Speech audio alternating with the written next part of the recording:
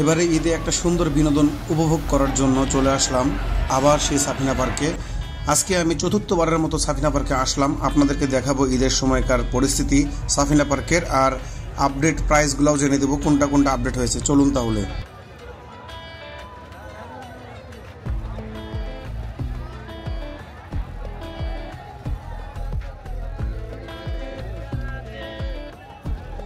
পার্কের ভিতরে প্রবেশের টিকিট মূল্য 50 টাকা, যেটা আগে ছিল সেটা ঈদের মধ্যেও বেশি নিচ্ছে না, আগের মতোই রয়েছে।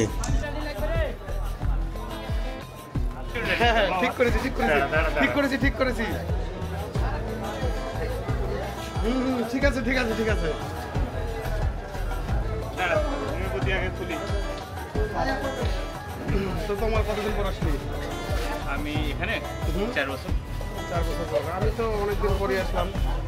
আজকে ঈদের চতুর্থ দিন। হানিফ মনে আজকে প্রথম আসলো। চল ভিতরে গেলে বুঝতে পারবে কেমন। তো ভিতরের দিকে যাই। আমরা আজকে এসেছিলাম ঈদের চতুর্থ দিন। আজকে ঈদের চতুর্থ দিন বলে যে এরকম ভিড় এখানে দেখতে পাচ্ছি, মনে হচ্ছে না যে কোনো মানুষের কমতি রয়েছে।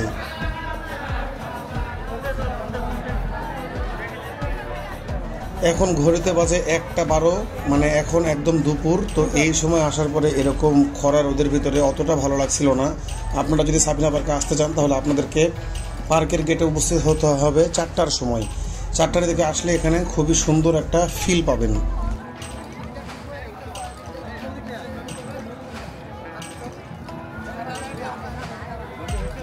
এই রোদে মাথার তালু পর্যন্ত গরম হয়ে যাচ্ছিল। আসলে আমরা ছিলাম, আমরা বুঝতে পারছি কেমন লাগছে। তো আপনাদেরকে বারবারই কিন্তু বলছি, বিকাল 4টার দিকে আপনারা এই পার্কে ঘুরতে আসলে আপনাদের অনেক ভালো লাগবে। আর ওই সময়টাতে আপনারা ছবি উঠালেও ছবি কিন্তু খুব সুন্দর রেজুলেশন আসবে। আর এরকম রোদে ছবি উঠালে কিন্তু চোখ মুখ লাল হয়ে যাবে। দেখতে পাচ্ছেন আমার চোখ মুখ পুরো লাল হয়ে আছে। আর বরাবরের মতো আগেকার মতো এই ডাইনোসর, তারপরে এই যে এটা ওয়েভ পুল, 300 টাকা টিকিট এটার। আগে প্রথমে শুনেছিলাম এটার টিকিট 500 টাকা, এখন 300 টাকা করে দিয়েছে। আর বাম দিক দিয়ে দেখতে পাচ্ছেন সব ছোটদের রাইড, নাগরদোলা, বাম্পার কার। তো চলুন আমি আপনাদেরকে বাম্পার কারটা এখন দেখাই। তো বাম্পার কারের টিকিট মূল্য 100 টাকা মাত্র।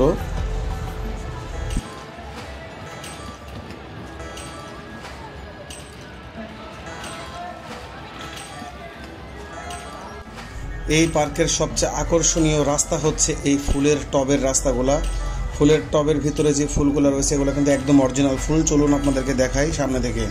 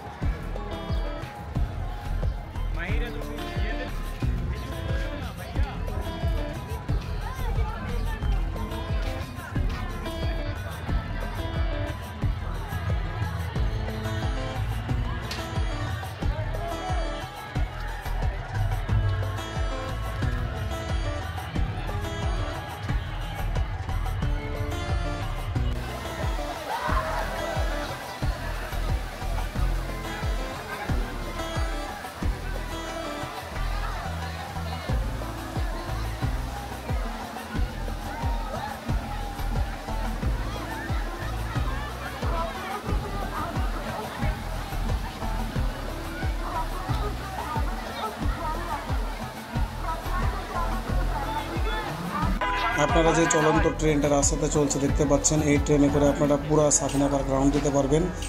টিকিট মূল্য মাত্র 100 টাকা। এখন আমরা যাচ্ছি ফ্লাওয়ার ভ্যালির দিকে।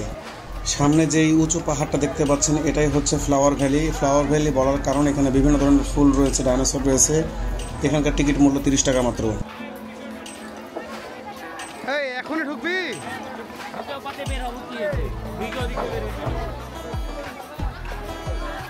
এখান থেকে বের হওয়ার রাস্তা এটাই। ঢোকার রাস্তা কোনটা? ঢোকার রাস্তা এটা, বের হওয়ার রাস্তা এটা। আচ্ছা হলো। গোসল করতে ইচ্ছা করছে, জামা কাপড় নিয়ে আনিস নি কেন? আমি এইভাবে গোসল করি না, জাস্ট খালি আমার মোবাইলটা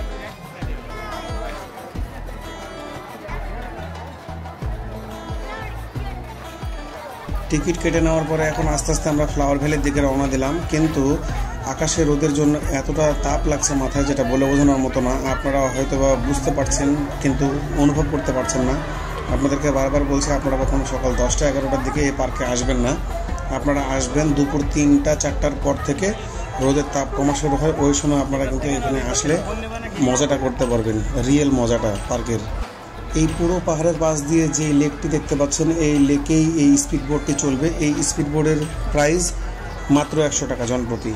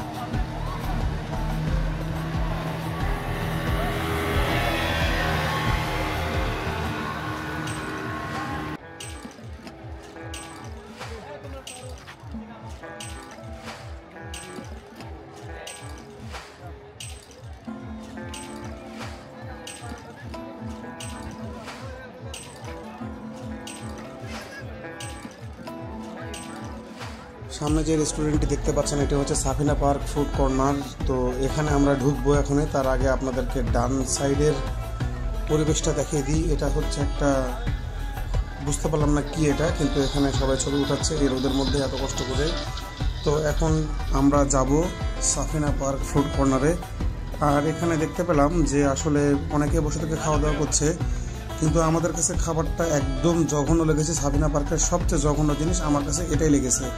সেটা হচ্ছে আমরা অর্ডার করেছিলাম বার্গার। এখানে 2 রকমের বার্গার পাওয়া যায়। আমরা বার্গারটা অর্ডার করেছিলাম চিকেন বার্গার। তো চিকেন বার্গারটা দেখতে পাচ্ছেন যে শুধু একটা পাউরুটির উপরে চিকেনটা দিয়ে দিয়েছে। কিন্তু আমি জিজ্ঞাসা করলাম যে সস আছে নাকি, বলছে এখানে কোনো সস নাই। কিন্তু এগুলো কথা কিন্তু আগে তারা বলেনি, সস দিবে কি দিবে না এই জিনিসপত্রগুলো। আমি কিন্তু সাফিনা পার্কের ভিতরে প্রথম খেলাম। তো খেয়ে যেটা দেখতে পেলাম যে আপনারা চোখ দিয়ে দেখতেই পাচ্ছেন যে কতটা শুকনো হয়েছে বার্গার। আপনারা মনে হয় জীবনে কেউ এরকম বার্গার কখনো খাননি। সো সাফিনা পার্কের এটাই আমার ব্যাড রিভিউ, যে আমার টাকাটা একদম নষ্ট। বার্গারের দাম 80 টাকা।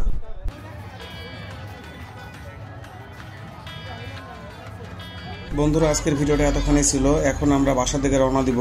এখন ঘড়িতে বাজে 3টা। আমাদেরকে রাজশাহী পৌঁছাতে হবে। তো দেখা হয়ে যাবে আপনাদের সাথে নতুন কোনো ভিডিওতে। ততক্ষণ পর্যন্ত সবাই ভালো থাকেন, সুস্থ থাকেন। চ্যানেলটাকে সাবস্ক্রাইব করবেন, ভিডিওকে লাইক দিয়ে পাশে থাকবেন। ধন্যবাদ সবাইকে।